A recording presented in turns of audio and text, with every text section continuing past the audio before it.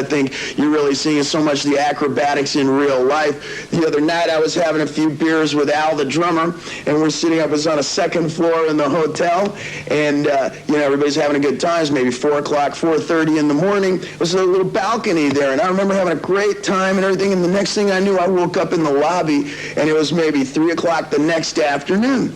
And I got to the payphone, and I called up Al at his house. I says, what happened? He says, well, don't you remember? You didn't talk about acrobatics. He says, about 4:30 in the morning, you bet everybody in the room that you could fly, and you went and you jumped off the balcony, and luckily you hit the trees and the bushes on your way down, and that's where he found you.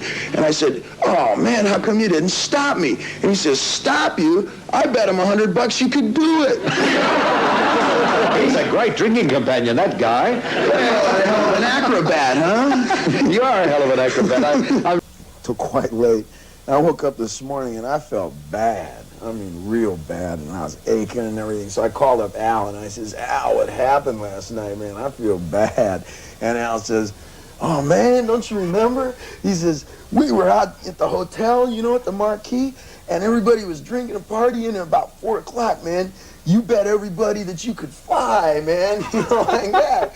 And I says, oh, wow, what happened? He says, oh, man, luckily it was, close to the ground because you jumped out the window, man. And I says, whoa, dude, why didn't you stop me? And he says, stop you? I bet him $100 you could do it. The other night, we were celebrating. This is our first time in Australia, and we were celebrating. And all I remembered was up until about 3 o'clock in the morning, there was a whole room full of people.